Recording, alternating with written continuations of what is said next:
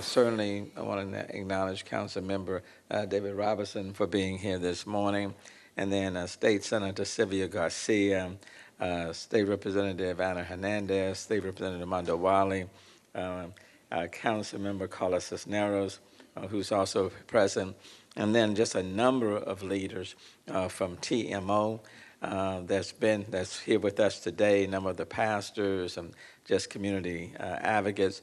Tom McCaslin, who is head of Housing Community Development for the city of Houston, Terrence O'Neill of the New Americas, and Manito also with that organization. So just a number of partners. Councilmember Robert Gallegos is also present.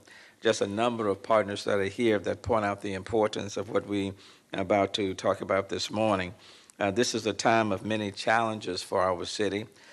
We are still in the midst of recovery from Hurricane Harvey, and quite frankly, we'll be in this recovery phase for a while.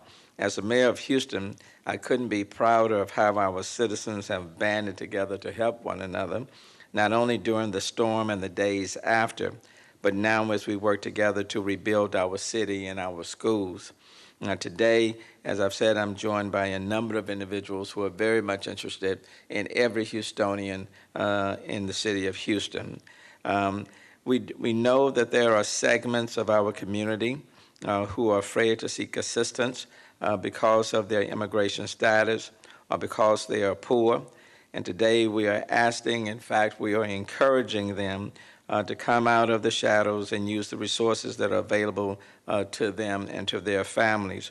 We don't want anyone to be left out of this recovery effort because everyone who has been affected needs assistance. In fact, these individuals may need supplies, they may need clothing, they may need housing assistance, or they may find themselves living in an apartment with a landlord that may be trying to take advantage of them.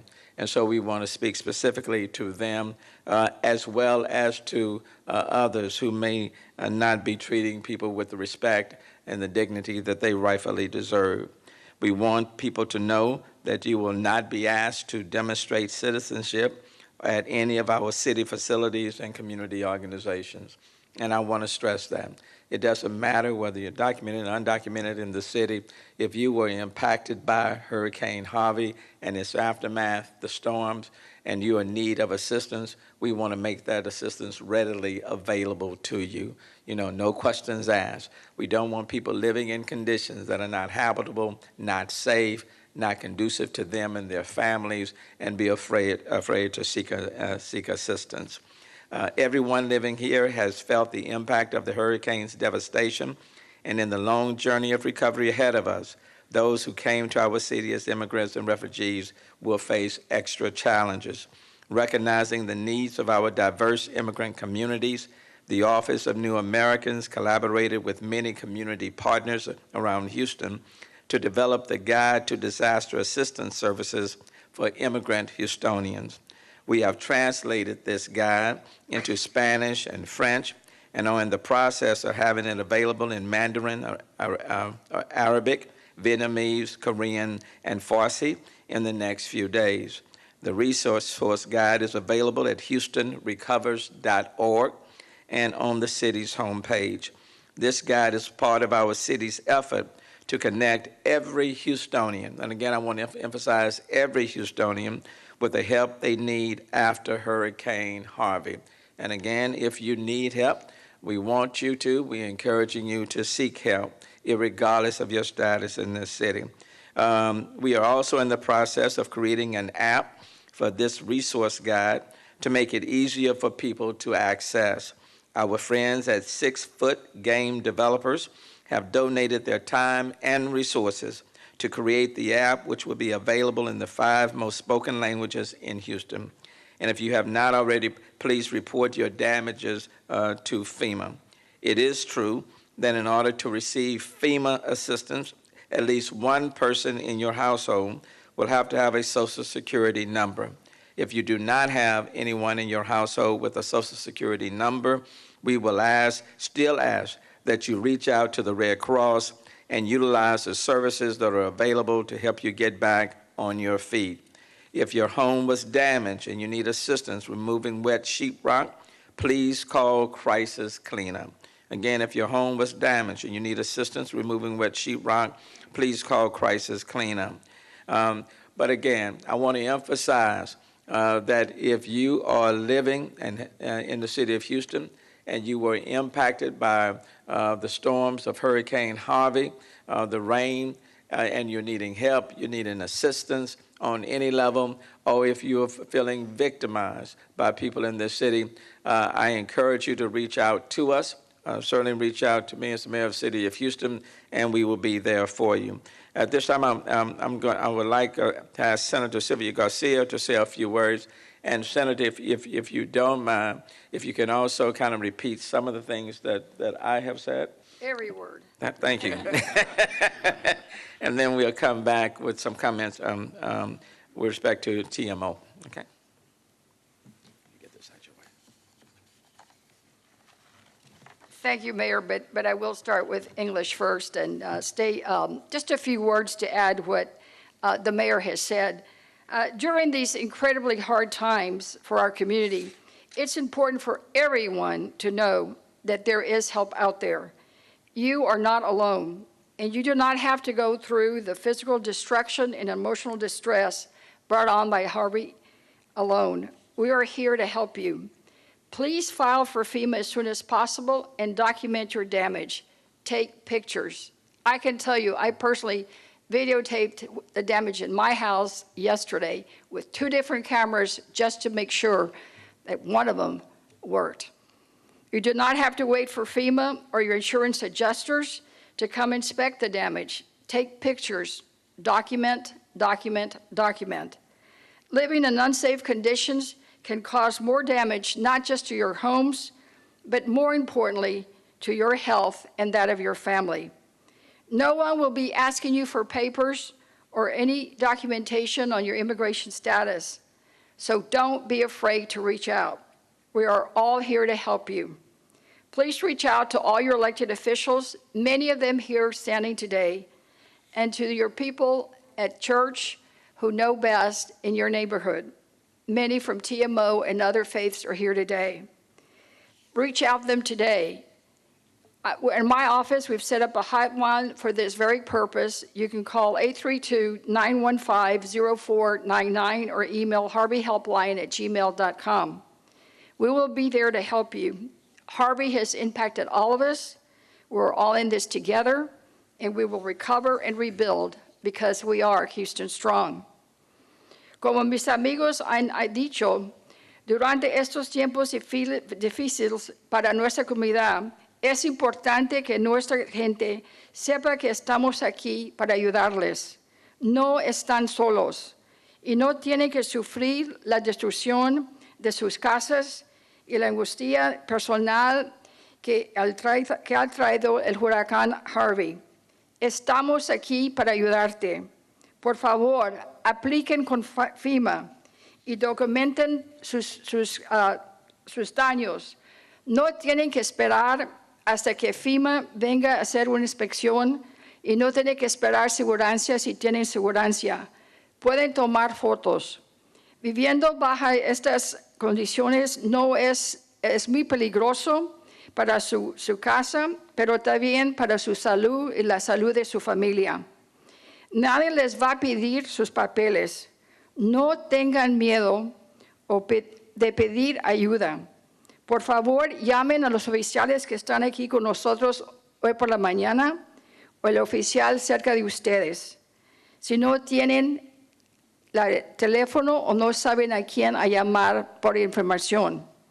Mi oficina tiene una línea de servicio dedicada para darle información de FEMA, de su dueño, si tiene problemas con el dueño de su casa, si usted es un rentero, cuestiones de construcción de su casa, si necesitan muebles donativos o cualquier cosa, llamen a 832-915-80499 o manden un correo electrónico a harveyhelpline@gmail.com. Mi oficina estará allí para ayudarles. Huracán Harvey hizo mucho daño y tuvo gran impacto en toda la área. Estamos juntos aquí para luchar con ustedes y sabemos que Houston tiene mucha fuerza. Muchísimas gracias. Thank you, Senator.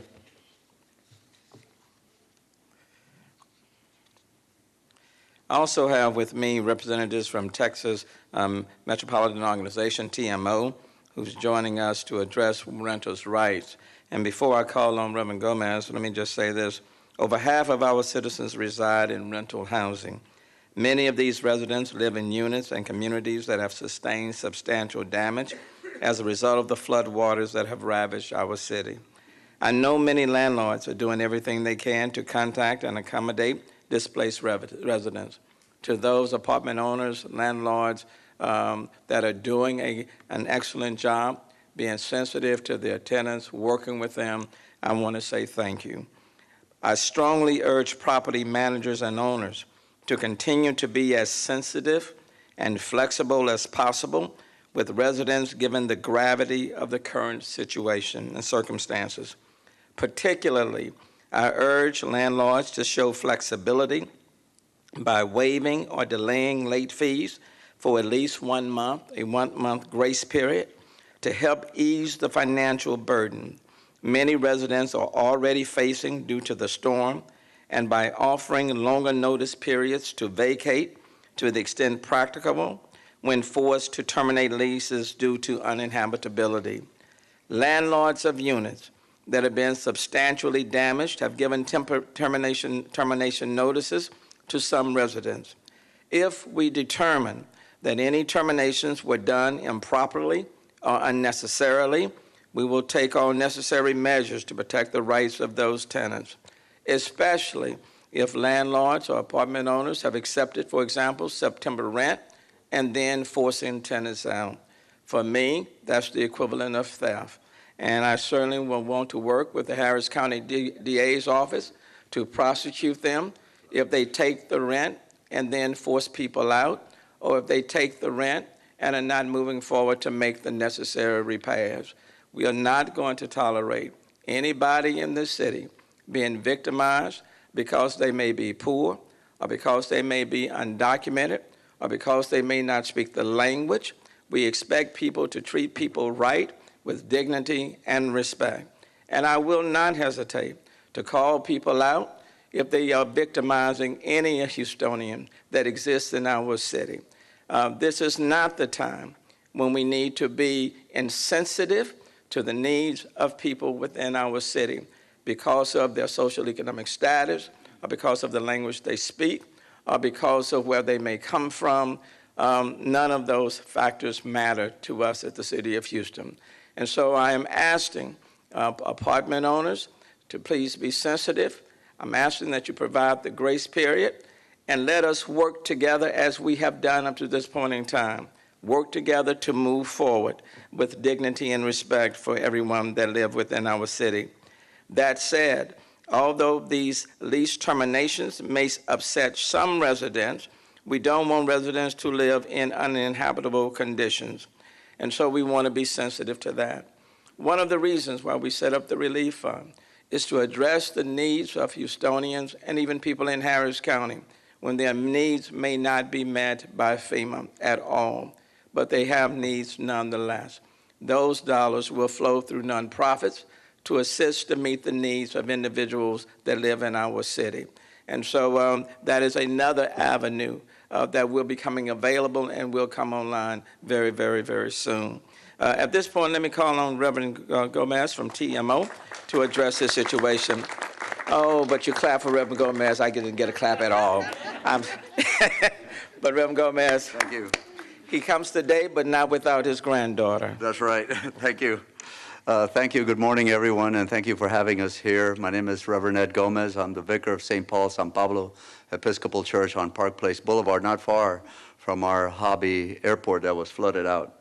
So, Mayor Turner, first of all, I want to really thank you for all the efforts and the tireless work that you and the city have done with also Tom McCaslin and everyone. Senator, thank you for being here. It has been a heroic effort, and we're aware of that. We're aware of the compassionate care. We saw you as the days of the storm getting more tired and more puffy-eyed during that, but being compassionate and reaching out to everyone, all Houstonians.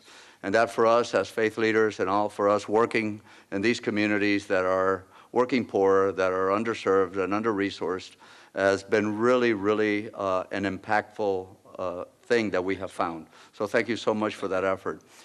I'm here again to bring forth what the mayor has underscored and the support that he has given for us, for renters, many of whom have been unemployed. The brunt of the storm often hits people of color, people that are under-resourced in these areas, especially near our churches and in the area of the south part of Houston and other areas as well. And what we have battled with and what we have found after the flooding and after the rains went and the sun came out was that many people still today remain unemployed. And they are forced or being threatened by eviction to pay their rents. Many today, I'm waiting for 3 more checks to go to one apartment complex on Broadway to get those checks before the 14th. Because today is the 14th, and by 5 o'clock, they'll be assessed another $50. I have personally spoken with some landlords. Some, when I wear the collar and show up, they'll be amenable, they'll help, they'll give me another week, and they have been gracious. Others have taken a proactive high road, and they have already, before anyone has asked, has already said, don't worry about it, pay me when you can, but for sure by the 23rd or close to the end of the month, and removing all penalties. However, some large landowners and complex owners and those that are management companies have a system that automatically charges $25 and then $50 and keeps on adding those fees and those late fees. And we'll continue to work to inform your office and to inform your team to who these people are to see if there's some way to reverse the systemic problem. And that way we can get, even though the person working there may be a compassionate, may try to, use their influence, the property manager or the leasing office person, the system does not allow them to do that. And that's what one property manager told me today at a Broadway apartment. So these are some of the issues that we continue to face, some of the challenges that we continue to have.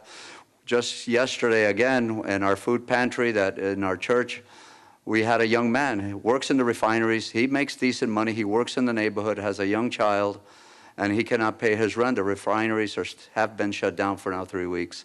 Especially the lower skilled labor, those that do not have those jobs cannot meet those payments. So we're asking not just for a handout, but a hand up to help these people and the landlords all together, like your team in Houston and your city management. Everyone has worked together, firefighters, law enforcement. Everyone has come together, not looking at whether you're documented or undocumented, whether you speak one language or another, but they have all made that effort, and we're inviting those landlords who have not done so to come on board and get into the spirit of generosity that has been so impactful and the beautiful things that we have seen through that giving in this city during this time. Houston is strong, Houston is powerful, and the true character, the measure of our character will be found by how we treat our most vulnerable. And now is the time in these areas, these most vulnerable areas, to treat those individuals with that loving kindness and that compassion. So thank you once again, Mayor, for your compassion, your work, your tireless effort, the City Council, and everyone that has been involved in this effort. God bless you. Thank you. All right. Thank you. Thank you. I want to thank Reverend Gomez and TMO. I will say that, and I certainly will ask, I want to thank, number one, the Houston Apartment Association for having worked with us, and they have worked with us in a very positive way, so I want to acknowledge that. For those other individual apartments where they are concerned about extending the grace period, and I hope they will all at least do a grace period for the entire month of September. And then if there are issues, work with us at the City of Houston. And with others, I think we may be able to find ways to accommodate their interests and the interests of tenants. We will look to find ways to work with them. But we're kind of on the road to recovery, and it's going to take a little while to work a lot of these things out. But I would certainly ask all apartment complexes to provide a grace period, at least for this month, the month of September. And then if there are exigent circumstances that exist as to why they may have a difficulty doing that, if they will contact the City of Houston, contact Tom McCaslin with the Housing Authority, and we will do our best to try to work with them, or at least get a third party to assist that will keep them, make them to some degree as whole as possible. Having said that, Tom, why don't you come up? You've been working on this issue quite a bit, and make whatever comments you so desire. Thank you, Mayor. I think most of the comments have already been made, but I just want to reemphasize, thank you so much to every landlord who is working with us, who's working with the residents. We deeply appreciate it. And for those who are not yet doing so, we welcome you to come in.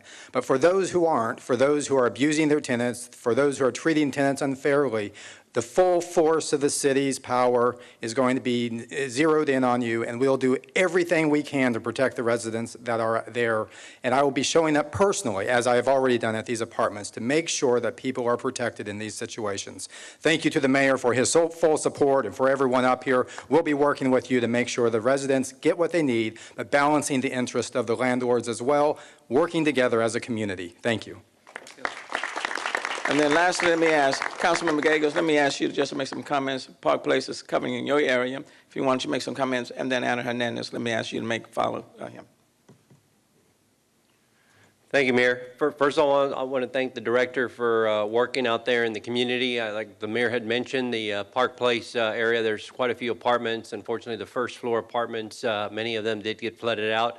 I'm glad to know that we are all working together to make sure that we address this issue. And like the mayor stated, there's no need to be fearful in regards to being asked for your documentation. No necesitan tener miedo, no van a preguntar por sus documentos. Si necesitan ayuda, por favor, cara la ayuda que se necesita. La ciudad estamos aquí para ayudarles. So gracias. Thank you, Mayor. Thank you. And State Representative Ana Hernandez.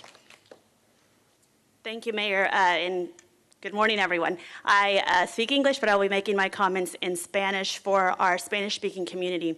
And we want to thank the mayor for having this event today to make sure that we express to the Spanish-speaking community, to the immigrant community, not to be fearful, to seek help. Buenos días, yo soy la diputada estatal Ana Hernández y estamos aquí hoy con el alcalde Sylvester Turner para mandarle un mensaje a la comunidad hispana, a la comunidad inmigrante, que no tengan temor en acudir y buscar ayuda, que aquí está el alcalde, que ha sido un líder con compasión. Hay líderes de la comunidad de fe, líderes de la comunidad activista, también el director de vivienda que ha dicho que no tengan temor. Si lo están maltratando, el dueño del propietario, el dueño del apartamento lo está maltratando, que no tengan temor, que la ciudad está aquí para ayudarles, que hay recursos para todos los que han sido damnificados por la inundación, no importa su estatus migratorio, aquí estamos para ayudarles. Muchas gracias al alcalde, a todos los del concilio y a la ciudad de Houston por su apoyo. Thank you so very much. We'll take any questions that any of you may have. Any questions? Yes, Rebecca.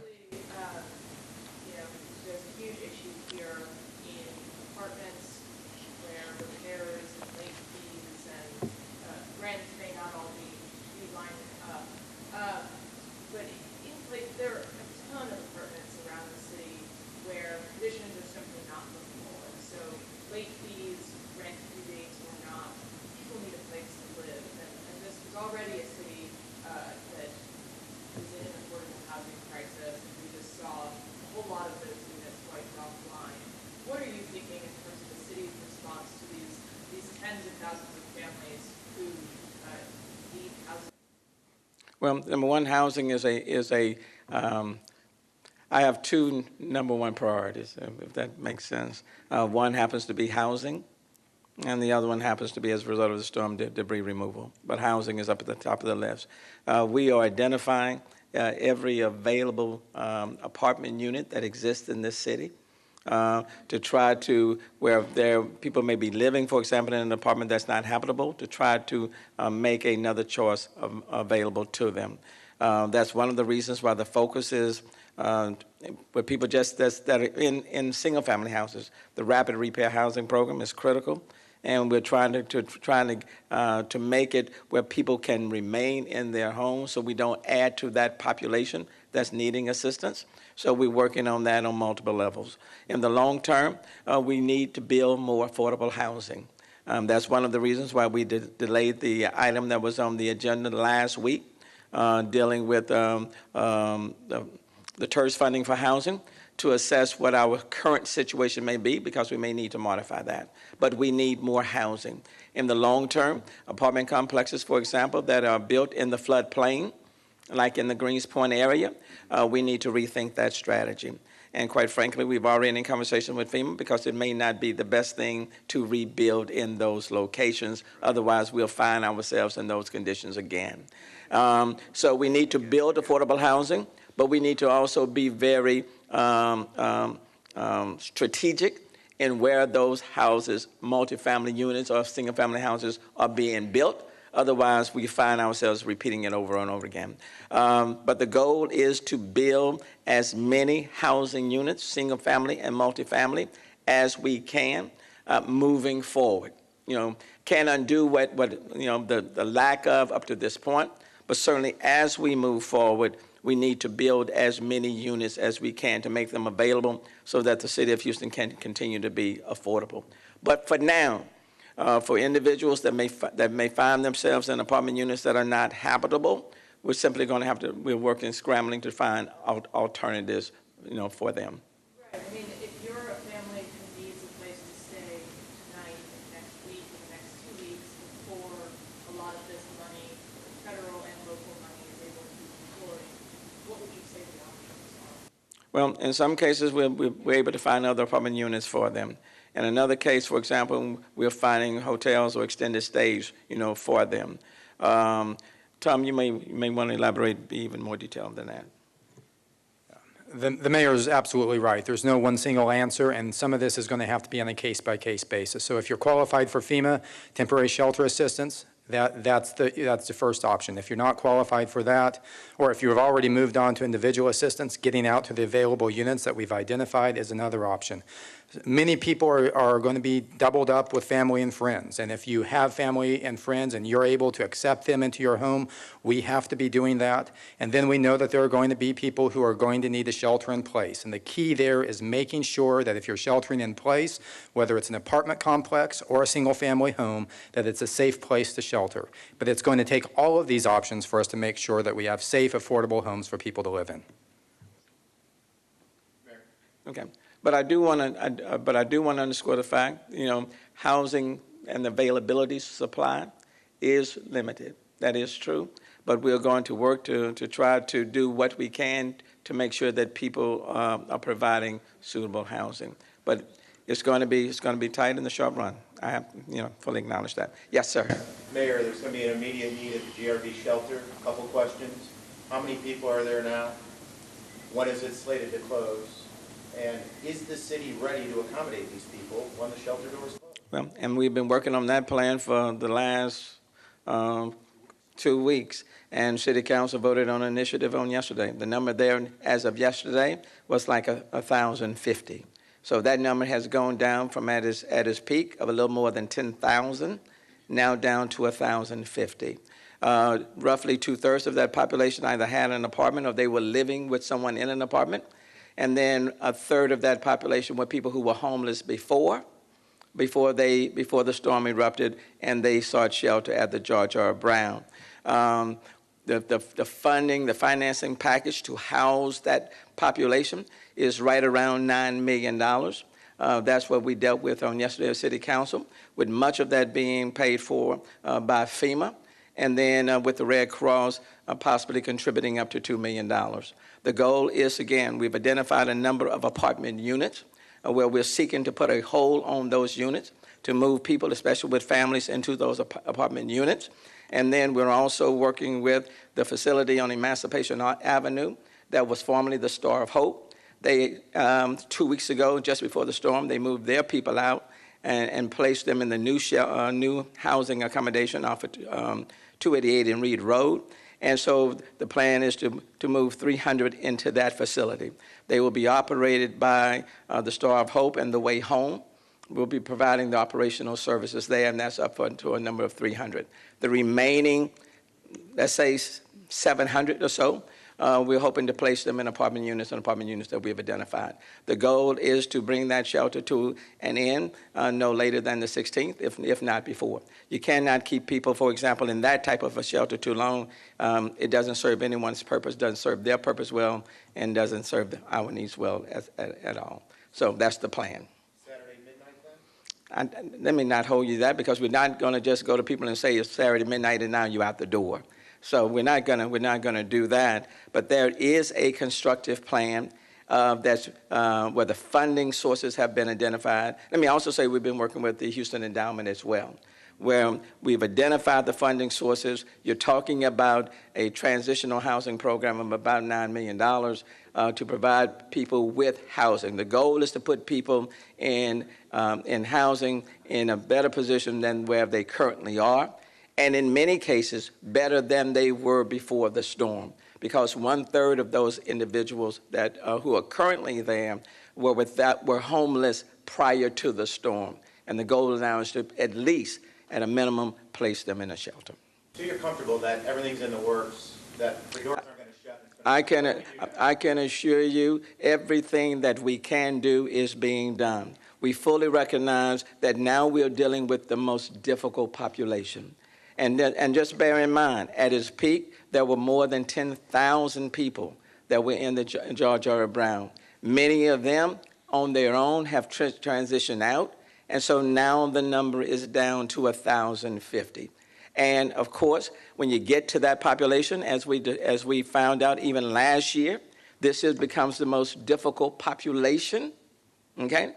And I won't say many, but some may not even find the options that we make available. They may not be acceptable for them, okay? But you can't stay at the George R. Brown forever, okay? So if we provide you with a housing option, but you don't want that housing option, it doesn't mean we didn't provide you with a housing option that we were willing to pay for, okay? But we can't force people to accept a housing option. We can't do that. So it's you do the best you can, but what I can say, any option that we make available has already, at least for the first 6 months, will be paid for, not by them, not by anybody that's there, but between FEMA, the Red Cross, and Houston Endowment and others, they will be paid for at least 6 months, and that's what we voted on yesterday at City Council.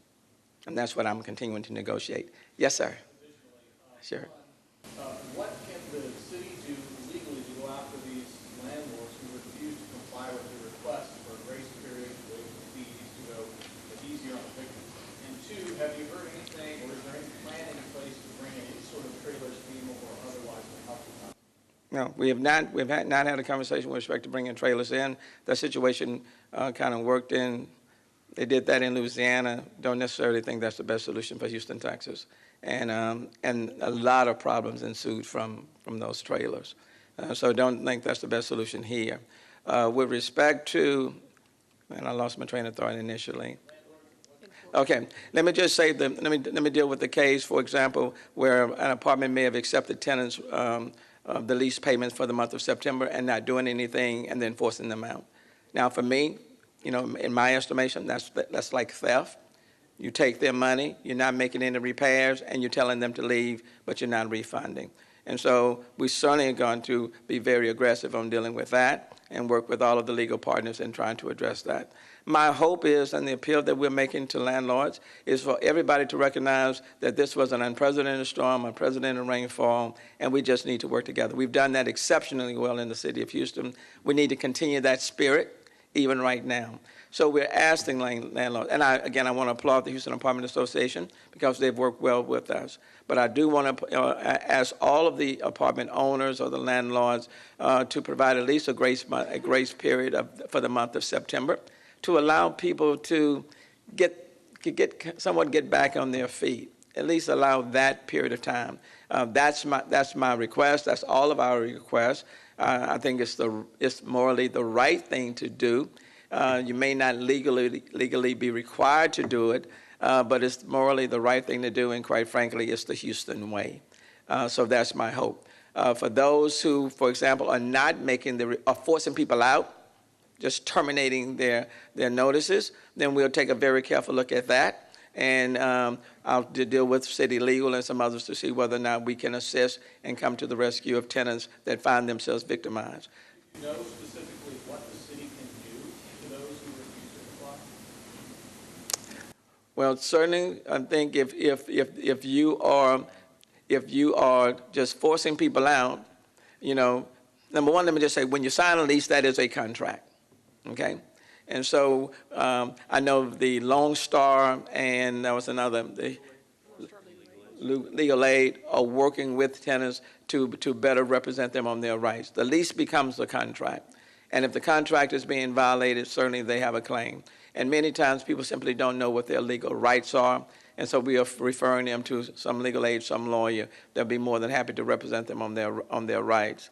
But to the extent, for example, we just found that if there's some complex that's totally been insensitive, not operating in the Houston way, then I don't have any problems with calling somebody out on that end. Look, you know, all these cameras here, nobody just wants to be in the news just for the sake of being in the news unless y'all are applauding us for what we're doing. Hell, I know I don't like being in the news if you're hitting me hard, you know. So I think we all can play a part in causing or encouraging people to do the right thing, even if they're not legally required. Who's next? Yes, ma'am, and then I come to you. Obviously, the shelters have people out quite a bit. How many of those people, and in general, across the city of Houston, have been helped through the temporary housing vouchers? And as you indicated, with the vacancies being limited, should we run into a shortage, is relocation outside of the city possible? Well, we've already, even for the people that are in the shelters and others, we've identified how many units have been identified, apartment units that we've identified? Over 2,500. Yeah, there are over 2,500 apartment units that we've identified that we're trying to just put a hold on for people that are existing in the shelters and for people who may be living in apartments, for example, that may not be habitable. So we're assisting on that end, establishing what that inventory may be.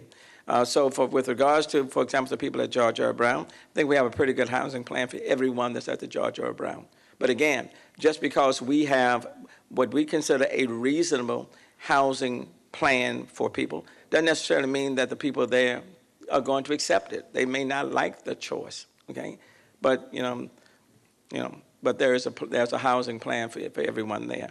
With respect to others in the city, they may find themselves in an apartment that's not habitable or even in a home that's not habitable. We certainly will do everything we can to try to find where a unit may be available, whether it's in the city of Houston or even outside the city of Houston. But we're trying to keep people close to where they are, close to where their schools are.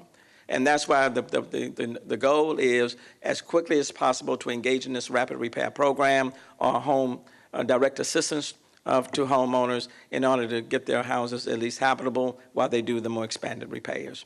So there are a lot of moving parts all at the same time. Okay? Yeah. Sure. Reverend Gomez. Yes. Yes. Could you give us some examples of abusive or unfair measures that you're aware of in tenants? And also, if you could remind me your first name, please? Ed Gomez, yeah. Yes, I can give you quite, how much time do we have now? We have quite a bit. Just one woman, these are just within the last 2 days. She's been trying to contact her landlord at her apartments because she has a leak in her roof. And that has not been fixed. They're not even answering, and that's the issue. Another woman also has her carpet that there was rain damage in it, and the landlord said, sure, we'll move you. We have an empty unit, but she has to pay $800.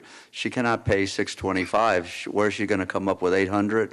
Her and her husband have both been unemployed since Thursday before the storm, and so they cannot find that issue.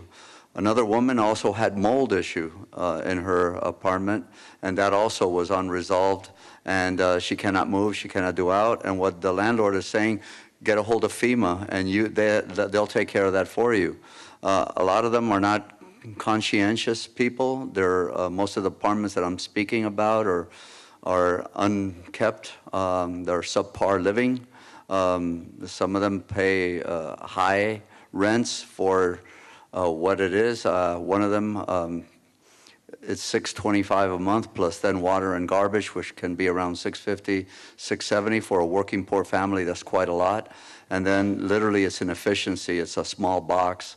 The air conditioning doesn't work fully. The property's not maintained properly. There's a lot of also issues that are having to do with that. What can you tell us about evictions? Are there threats to? Yes, I've had everyone that we have helped with rent through the generosity of Christ Church Cathedral, the Episcopal Diocese of Texas, and Catholic Charities, we get from them their eviction notices. And I tell you, most of the policy goes something like this. By the 3rd, you have to put half your rent and then get a $25 penalty. And by the 14th, which is today, is $50 penalty. And then after that, they're being threatened to be taken to court, by which then they will be charged with the legal fees and with the court fees. That's what the landlords are telling these tenants. Now, some of these are undocumented. They're fearful. They don't feel secure, so they're scrambling around, and that's what we're doing, and with the charities and Episcopal Diocese working together to try to get their rents paid so that they, on the way here, I got a call from one of them, when can I get the check? Can I get it? It's by 5 o'clock, today's the 14th, okay, and that's on a Broadway apartment. By the way, Can we do one more? Yeah. Mayor, does the city have any estimate so far of the number of families who were displaced during Hurricane Harvey? And if not, what efforts are you aware of in the city or other agencies to account for the number of families who were displaced? That's more for you. You mean, Rebecca, you mean people who are no longer able to live in their apartments or not able to live in their homes?